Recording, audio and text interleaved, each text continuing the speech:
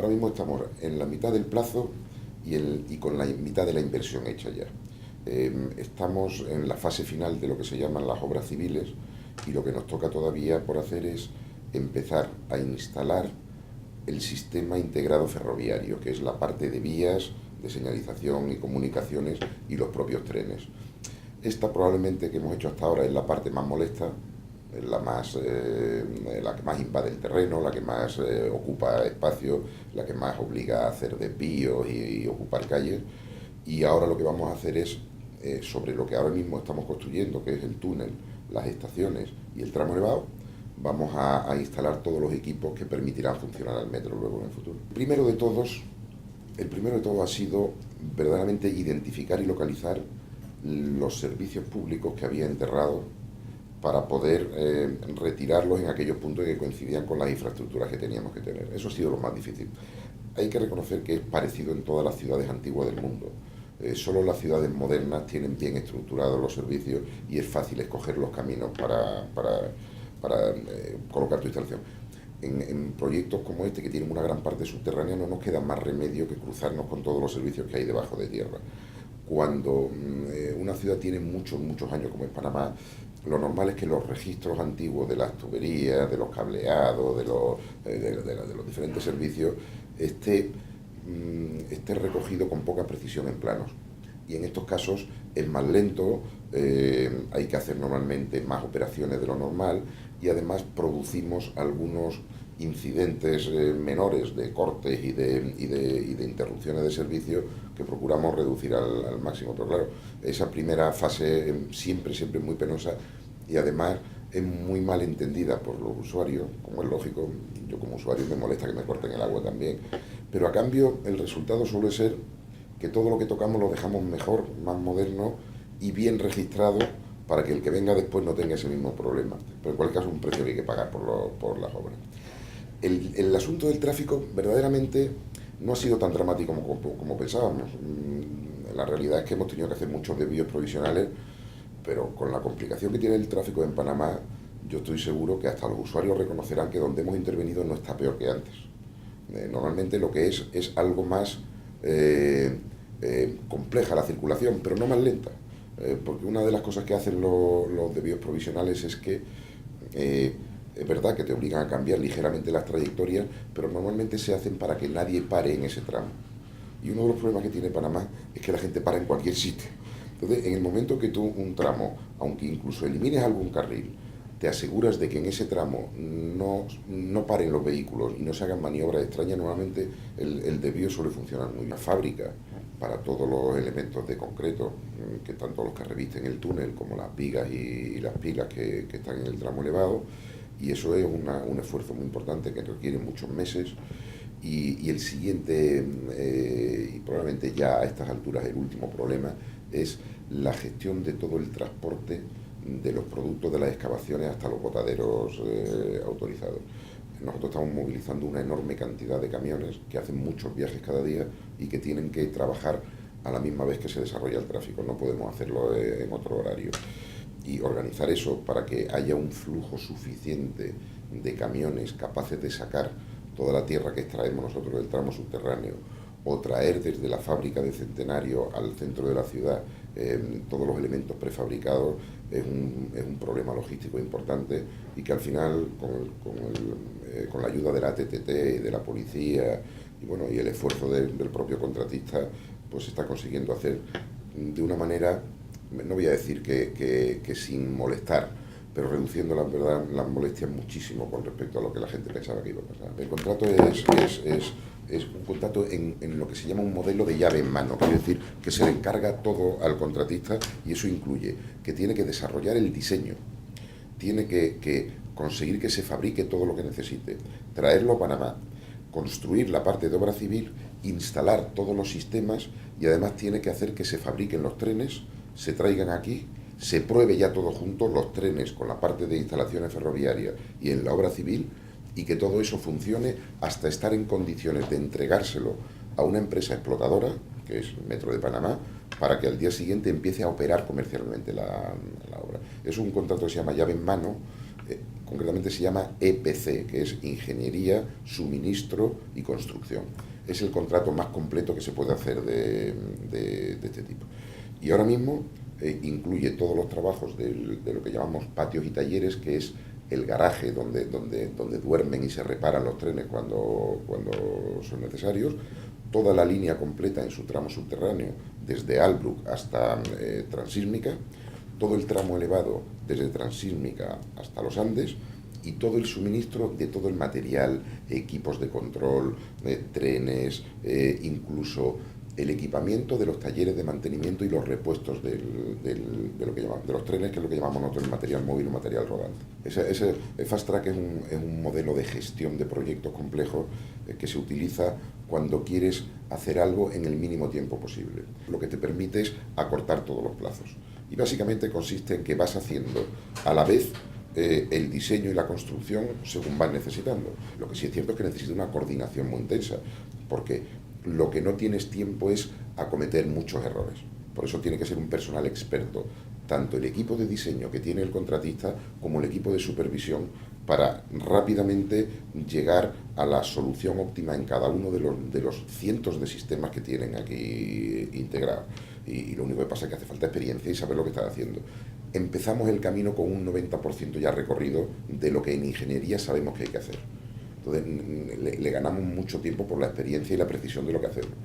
Pero a cambio hay que coordinarlo muy bien, porque un retraso de ingeniería para el arranque de la obra. Si el retraso de ingeniería se produce un año antes, no hay problema, pero aquí la ingeniería se produce semanas antes de que eso que se ha diseñado se construya. Entonces no puede haber errores ni retrasos. Mira, la maquinaria no es el riesgo, es el proceso constructivo el que es riesgoso. Y precisamente la elección de las maquinarias se hace normalmente para ajustarse a las condiciones del contorno del trabajo que tienes que hacer. Y eso es lo que determina el riesgo que finalmente corres. Y aquí lo que se ha hecho es escoger siempre la maquinaria más avanzada que existía. Aquí se han traído al menos dos tipos de equipos que son muy extraños de tener. De hecho, han estado trabajando aquí 4 equipos a la misma vez en esta obra del metro, cuando, por ejemplo, en España lo normal es que en todo el país haya como mucho 5 o 6 equipos como este trabajando, que son lo que llamamos las hidrofresas. Las hidrofresas son unos equipos capaces de perforar el terreno y, a la vez que lo perforan, dejar construido el muro de concreto que va a formar luego las paredes de la excavación, de la estación. Esos sistemas son muy complicados, son muy caros, porque son capaces de perforar la roca y dejar hecho el muro de concreto. Y aquí han estado trabajando 4 equipos como eso a la vez en la obra del metro. Y el otro equipo especial que se ha aplicado aquí es la propia tuneladora. Las propias tuneladoras, que son el modelo más avanzado de TBM, que son unas tuneladoras que a la misma vez que van haciendo el agujero, van inyectando unas espumas en el terreno que está por delante para engañarlo y hacerle creer que nadie está haciendo un agujero. Esos son sistemas evidentemente mucho más caros de lo normal, son muy delicados de manejar porque tienes que ir simulando la presión exacta que tenía el terreno antes de que tú llegaras, pero a cambio son muy seguros, son muy silenciosos y molestan muy poco al público que hay alrededor. Y aquí no solo estamos usando ese tipo de máquinas, sino que estamos usando 2. Porque lo normal es que en un túnel de 7 kilómetros se utilice una tuneladora que entra por un extremo y sale por el otro. Aquí tenemos 2 tuneladoras, cada uno entra por un extremo, se encuentran en el centro y luego se desmontan. Con lo cual tenemos la ventaja de que incluso si alguna tuneladora tuviera algún problema y se quedara parada, la otra puede llegar hasta alcanzarla. Es una máquina que no tiene ningún problema para trabajar en roca, no tiene ningún problema para trabajar en terrenos sueltos, pero le cuesta más trabajo cuando se encuentra que la mitad de la sección es roca y la mitad de la sección es material suelto. O sea que esa máquina a la vez va perforando un trozo en terreno suelto y un trozo en roca, un trozo en terreno suelto y un trozo en roca. Entonces, los diseñadores de la máquina, cuando ya vieron cómo se comportaba, decidieron cambiarle unas piezas que se llaman cortadores, que son como las cuchillas que van insertadas en la cabeza de rotación decidieron cambiársela porque si no, no se fiaban de que tuviera tantas interrupciones para tener que hacer reposición por desgaste que en vez de tardar 3 meses en llegar a la 5 de mayo, tardáramos 6 porque tuviéramos que cambiar cada semana los cortadores. Entonces lo que hicieron, prefirieron, cuando se dieron cuenta de que estaba funcionando así, prefirieron parar, fabricar nuevos cortadores de otros materiales, sustituirlos todos y seguir ya sin tener paradas hasta las 5 de mayo. Y además, como se dieron cuenta de que eso pasaba en Marta, decidieron, porque tuvimos la suerte de que eso se descubrió antes de que empezara a trabajar Carolina, se decidió ya hacerle esos cambios a Carolina antes de que empezara a trabajar. Entonces al final lo que estuvimos aproximadamente entre 3 y 4 semanas viendo ese problema, fabricando las nuevas piezas que se trajeron por avión desde Alemania, se sustituyeron no solo en Marta, que era la que había detectado el problema, sino también en Carolina antes de que empezara a trabajar, y ya las dos han podido llegar tranquilamente a su primera estación cada una. Nosotros producimos muchos millones de metros cúbicos de excavación que tenemos que trasladar a vertederos, a botaderos autorizados, botaderos que tienen que tener su propio plan medioambiental para que se gestione correctamente, se traten correctamente y no se dejen tirados de cualquier manera. Y luego ya todos los procesos intermedios, pues intentar no ensuciar, no contaminar con hidrocarburos de nuestras maquinarias y nuestros camiones, mantener unas condiciones de ruido y de polvo razonables, que básicamente, según la ley panameña, que es muy parecida a la de otros sitios, se trata de que no sea excesivamente mayor que la que tiene normalmente el sitio de trabajo. Bueno, y después un programa de compensación ecológica a base de replantaciones en los lugares que la Autoridad Nacional de Ambiente indica, que compense el daño teórico que se puede estar haciendo durante la construcción. Y finalmente, el propio diseño incorpora un tratamiento paisajístico de toda la zona por la que tú has pasado, de tal manera que tiene que dar igual o mejor que antes de que tú llegaras. Cuando alguien excava tierra de una obra, solamente tiene dos opciones: o lo lleva a un vertedero de los que gestiona la propia autoridad del Estado, como por ejemplo el caso de Cerro Patacón, o emplea un vertedero que previamente ha sido autorizado por ANAM y que tiene su propio plan de mitigación ambiental. Es decir, un señor tiene una parcela y le interesa, por ejemplo, rellenarla en determinadas condiciones. Gestiona él su propio plan con el ANAM, con la Autoridad Nacional, y dice, bueno, pues usted puede hacer aquí esto en estas condiciones y puede usted aquí colocar 500.000 metros cúbicos. Ese señor tiene su propio plan y ofrece su vertedero para que el que esté extrayendo tierra y lo necesite pueda llevar ahí la tierra, siempre cumpliendo el planeamiento. Y nosotros, como es una obra muy grande que tiene muchos tajos de trabajo, y además que tenemos que tener siempre vertederos suficientes para que no se pare la obra, tenemos de los dos tipos. Sensiblemente parecido, uno nunca acierta cuando hace al principio un cronograma que puede tener 15.000 actividades, no acierta, pero no acierta ni por adelanto ni por retraso. Hace uno un programa y luego se va adaptando a las circunstancias. Por nosotros lo que nos ha pasado es lo que pasa en estas obras, que algunas actividades se están haciendo más tarde y otras se están haciendo más temprano. Básicamente, el único impacto que hemos tenido importante ha sido en la zona del tramo elevado, porque cuando descubrimos que la tubería de 54 pulgadas de IDAN no estaba en el lateral de la transísmica, como nos habían informado, sino que estaba exactamente en el centro. ¿Pero no había un mapa? Sí, pero los mapas son por eso le decía que cuando las ciudades son antiguas, los mapas son complicados. Antes no había tanta tensión en registrar exactamente lo que uno hacía, como pasa ahora con todos los organismos, y tenían la información que tenían. Concretamente en el caso de la transísmica, bueno, pues la propia transísmica había sufrido muchos cambios, se había ampliado por un lado, se había cambiado el trazado, y nadie cambió el dibujo de la tubería una vez que se cambiaba el trazado de la transísmica.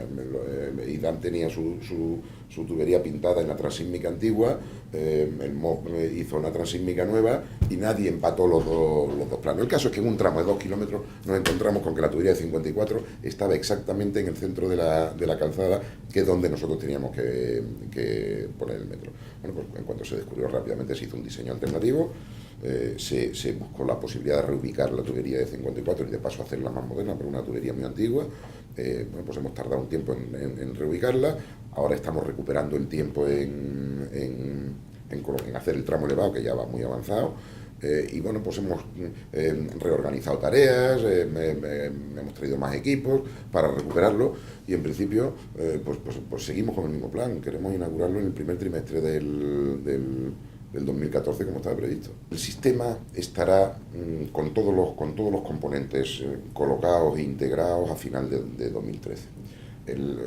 poner en operación comercial un sistema de metro no es una cosa que se hace de un día, no es un hecho del día. Lo que tiene es un periodo de pruebas que dura aproximadamente 6 meses, en los que al principio todo se mueve, pero todavía no dominas tú todas las herramientas, y al final de esos 6 meses ya el sistema funciona en automático, por decirlo de alguna manera.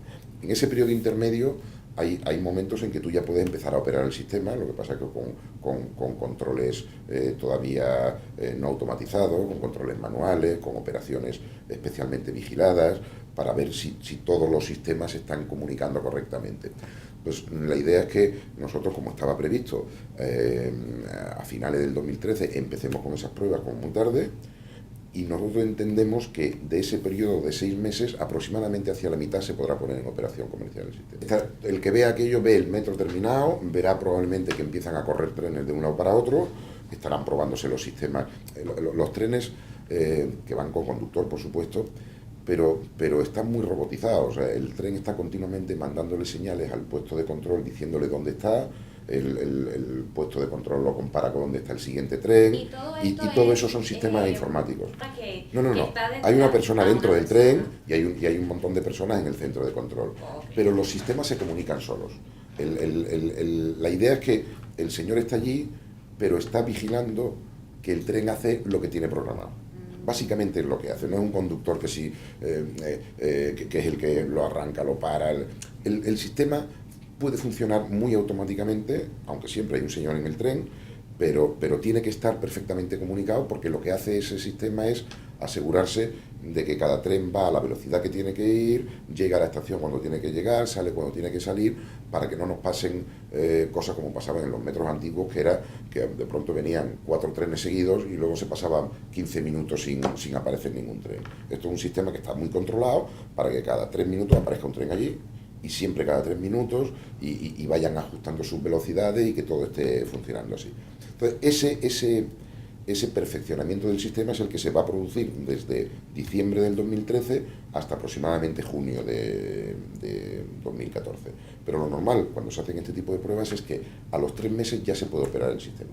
Pasa de 0, que es la velocidad que tiene la estación, acelera, entre una estación y otra puede ir hasta 70-80 km por hora, vuelve a parar, recoge pasajeros, vuelve a arrancar, se vuelve a poner a 70-80 km por hora, vuelve a parar, y así va haciéndolo en las 13 estaciones del sistema.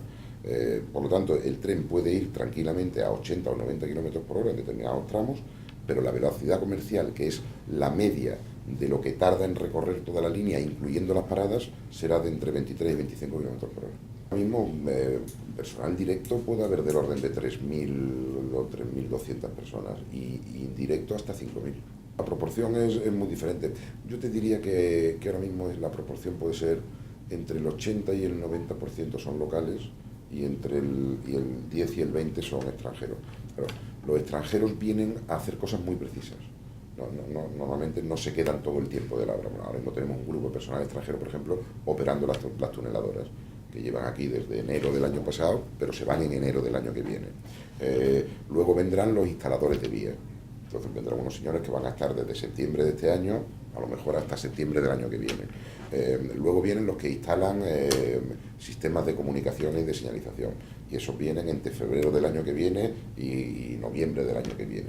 Entonces, el personal extranjero va y viene a hacer exclusivamente su parte del trabajo. Pues el pico de la obra será probablemente en el trimestre último de este año y el primero del que viene, porque todavía estamos terminando las últimas obras civiles, pero ya han arrancado la primera parte de las instalaciones de sistemas ferroviarios. O sea, todavía estamos haciendo tramo elevado y trabajo interior en el túnel, pero ya están aquí los equipos que montan vía y sistemas. Obras tan grandes como estas, en un solo contrato, hay muy pocas en el mundo. Lo normal, para que se hagan los espectadores una idea, es que una operación como esta, por un lado se contrata primero el proyecto, luego por otro lado se contrata la obra civil, por otro lado se contrata el sistema ferroviario, y por otro lado se contrata la fabricación y suministro de trenes. Ese es el escenario normal. El problema es que eso tarda entre 8 y 10 años en ponerse en marcha. Aquí, como el objetivo era intentar hacerlo todo en 4 años, pues lo que se trata es de buscar que se integren en un solo contrato los especialistas que hacen todas esas cosas. Entonces, en el consorcio Línea 1 están los diseñadores del proyecto, los constructores de obra civil, los constructores de sistema ferroviario y los fabricantes y suministradores de los trenes. Todos están en el mismo consorcio y en el mismo contrato. Y eso es lo que permite que con un solo contrato el Estado, la República, se pueda enfrentar a una operación global. Bueno, pues en ese escenario a cada uno le toca hacer su parte y tienen muy bien repartidas las tareas en dos niveles. Uno es por especialidades y otro es por sectores geográficos.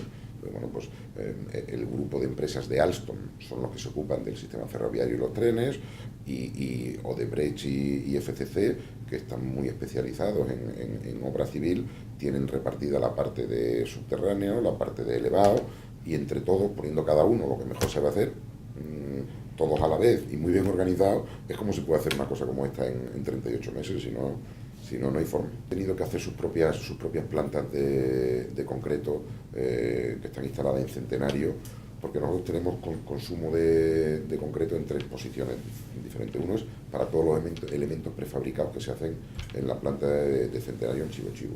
Luego, en la parte in situ que se hace en el tramo elevado, sobre todo para fundaciones y para los pilares y los dinteles del tramo elevado, y luego en todos los vaciados de todos los muros enterrados que conforman las cajas de las estaciones. Claro, el suministro de este tipo de materiales es delicado porque no puede interrumpirse. No se puede dejar a medias un muro enterrado. No se puede dejar a medias un pilote, una fundación.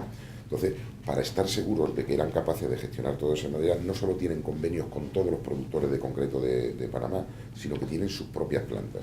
Y la suma de sus propias plantas con las plantas comerciales que hay son las que le permite asegurarse que cuando lanzan una operación de vertido de concreto no se va a interrumpir en todo el proceso. Se pueden estar colocando en los momentos mayores, se pueden estar colocando en orden de 5.000 metros cúbicos día de concreto sin ningún problema. No, eso se planifica con una estrategia logística muy intensa, ¿no? Es muy caro que tus equipos que están preparados para recibir el concreto se queden sin concreto. Entonces, se asegura uno muy bien que va a recibir el concreto, e incluso se asegura que la fábrica de concreto va a recibir los materiales antes. Y de tal manera que siempre tienes una planta que es la que te produce el concreto para el trabajo que está haciendo en ese momento, el colado de muros o de pilotes, y otra planta en espera por si la primera no funciona, para que no se queden tus equipos sin trabajar, porque los equipos esos de los que estamos hablando, esa hidrofresa, esos equipos de pilotes, son tan especiales y tan caros que su día de parada cuesta mucho más que tener 2 plantas de suministro de concreto esperando. La Secretaría de Metro fue muy prudente a la hora de organizar esta operación, y aunque tenía un presupuesto global autorizado por el gobierno de 1.880 millones de dólares, el contrato lo hizo por unos alcances que incluían 1.452 millones en la primera instancia, y se reservó el resto del dinero para otras actividades que la propia Secretaría de Metro quería decidir quién debía hacerlas. Entonces, ese resto del dinero, que era para cosas complementarias, algunas cosas las ha contratado directamente la Secretaría del Metro porque era más competitivo y más económico, por ejemplo, las escaleras mecánicas y los ascensores que van a ir integrados en las estaciones, los ha concursado y comprado directamente la Secretaría de Metro, porque no había ninguna razón para encarecerlos haciendo participar a un intermediario. Los compra la Secretaría de Metro, y la Secretaría de Metro con esos proveedores las coloca en las estaciones de metro. Sin embargo, había otras actividades que la Secretaría de Metro tenía dudas de si le convenía o no que le hiciera el contratista principal. Y algunas de ellas las ha buscado con contratistas directos sin participar el contratista principal, y en otros sí que se lo ha añadido al contrato principal de Odebrecht y FCC, porque hemos visto que sí que era conveniente que lo hicieran ellos. De tal manera que tiene un contrato menor el contratista principal de 1.452, y el resto del dinero lo administra la Secretaría de Metro con contratistas locales o con contratistas internacionales especializados, midiendo solo en qué casos sí merece la pena que participe en la gestión porque necesita integrarse muy bien el gran constructor, y en qué otras ocasiones no es conveniente porque no aportan nada y encarecen el producto. Entonces, ahora, a día de hoy, ese contrato que empezó en 1452 está con algunas adendas de cosas que se les han añadido en 1671, y sin embargo hay otros 200 o 300 millones que está administrando directamente la Secretaría de Metros con proveedores directos porque es más barato. En esa adenda que estamos mencionando se incluye que se decidió incorporar al proyecto la estación de lotería. Esa estación estaba fuera del proyecto, estaba presupuestada, y cuando el gobierno decidió que sí quería hacerla, la Secretaría de Metros la ha incorporado al contrato.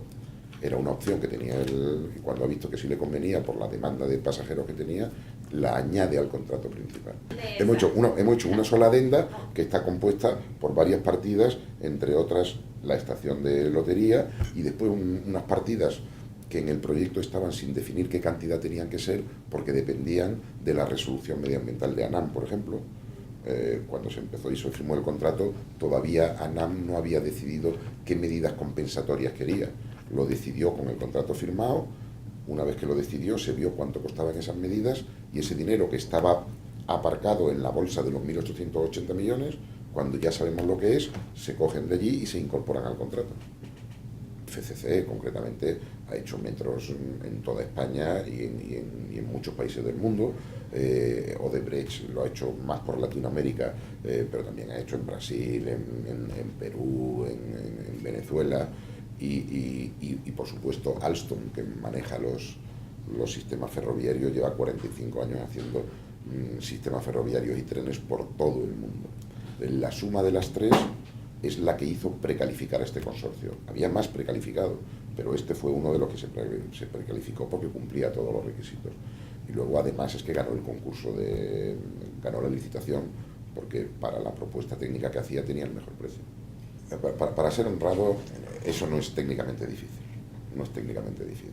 Una estructura para transportar un metro es una cosa que se ha diseñado muchísimas veces, hay muchísima experiencia en el mundo, y es fácil de diseñar y fácil de construir. Lo único que pasa es que es muy gordo. O sea, las pilas son muy gordas, los pilotes son muy gordos, tienen mucho acero, mucho concreto, las vigas que vemos tienen mucho acero por dentro, pero es una cosa muy sencilla de construir a estas alturas de la tecnología, por decirlo de alguna manera. Y aunque se ve un poco espectacular porque son pilas altas y viaductos estrechos comparado con los puentes normales de carretera, lo cierto es que es una estructura muy fácil de construir y muy segura. Las estructuras tienen el tamaño que tienen para resistir, no se hacen más estrechos ni más grandes porque quepan o no quepan. Y desde luego el único esfuerzo especial que tiene, el esfuerzo sísmico, se dimensionan para que puedan aguantar un terremoto sin moverse. De hecho, si aquí en Panamá hay un terremoto, Dios no lo quiera, probablemente la última estructura que se podría caer sería la del metro. O sea, está previsto y están diseñados para que ocurra un terremoto justo cuando están pasando dos trenes a la vez por el mismo sitio y no le pase nada ni a la estructura ni a los trenes. Eso hace que todo sea un poco más gordo y con más acero, pero bueno, así como se diseñan estas cosas, ¿no? Hay un plan, el contrato general llave en mano del contratista le obliga a hacer un plan muy intenso de control propio de la calidad de cada cosa que hace. Pero es que además la Secretaría de Metro, a través del nuestro, hace 2 verificaciones del sistema de control de calidad. O sea, nosotros, por un lado, vemos que ellos están haciendo bien su propio control de calidad, y nosotros hacemos un control de calidad paralelo que comparamos con el suyo para ver si los resultados de los ensayos, de los controles, de las verificaciones de geometría es correcto, ¿no? O sea que aquí hay un doble sistema de calidad aplicado que es muy importante. El sistema de seguridad para la explotación de un metro tiene 3 partes, que es señalización, comunicaciones y seguridad. La parte de señalización es todo el sistema que permite saber exactamente en cada momento dónde está cada tren y qué está pasando en cada tramo de la vía. Es un sistema que está continuamente mandando señales al centro de control, que tiene unas grandes pantallas, que es como un mapa de todo el sistema, y le dice exactamente dónde está cada tren, en qué dirección va, a qué velocidad se está moviendo, qué está pasando en cada sección de vía, por si hay un obstáculo, porque se haya tirado una persona o porque se haya caído un trozo de algo. todo eso está continuamente controlado por el sistema. Tiene una serie de alarmas automáticas que automáticamente determinados eventos hacen que el tren se frene y espere a que esté resuelto. Normalmente lo que hace es frenar el sistema y mandar el tren a la estación más próxima y que allí espere sin moverse hasta que esté desactivada la alarma porque se haya resuelto el problema. Luego está el sistema de comunicación, que es el que permite que esté comunicado el conductor del tren y por lo tanto el tren con la estación más próxima y con el centro de control, de tal manera que nunca se queda nadie sin saber qué hacer, porque en el peor de los casos siempre hay un especialista en cada cosa capaz de decirle al que tenga el problema lo que tiene que hacer, tanto si es un jefe de estación como si es un conductor de tren. Y después está el sistema de seguridad, que es el sistema que se llama de enclavamientos, que son las instrucciones automáticas que se dan a las estaciones y a los trenes para que hagan determinadas cosas automáticamente en función de que se produzca un tipo de alarma. Por ejemplo, que se detecta que hay un ascensor que no funciona bien en una estación, pues automáticamente el sistema bloquea el ascensor, lo manda a la planta baja, abre las puertas y lo deja parar. Y de esa manera, y además avisa al centro de control de que ese ascensor no funciona, para evitar atrapamiento en los ascensores o en la escalera mecánica. Para los trenes es mucho más complejo. Tiene permanentemente comunicados entre sí a todos los trenes, y si un tren tiene un incidente, automáticamente para a todos los que vienen detrás, para que no le alcancen. Entonces le obliga a parar en la estación siguiente a la que esté y que se espere allí hasta que ese tren tenga el problema resuelto para poder seguir todos en conjunto, porque si no se alcanzaría un tren con otro y teóricamente se podría chocar un tren con el siguiente. La topología de funcionamiento de un sistema de metro es muy compleja y tiene muchísimas instrucciones encadenadas, de tal manera que todas las combinaciones de cosas que puedan pasar tienen cada una su respuesta de seguridad. Y lo que se chequea es que ninguna respuesta de seguridad pueda permitir que se produzca un accidente.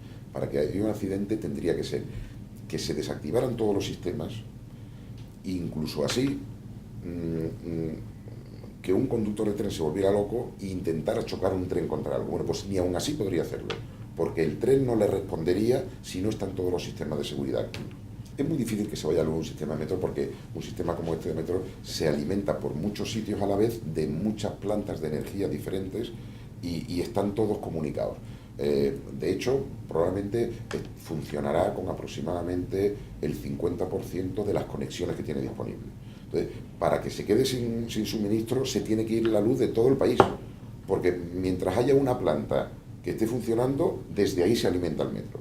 Pero si pasara, es muy sencillo, tanto los trenes como las estaciones tienen sistemas de lo que se llama sistemas de alimentación ininterrumpida auxiliar, que tienen siempre suficiente energía como para llevar el tren a la estación más próxima, vaciar tranquilamente la estación y todavía siguen funcionando todos los sistemas.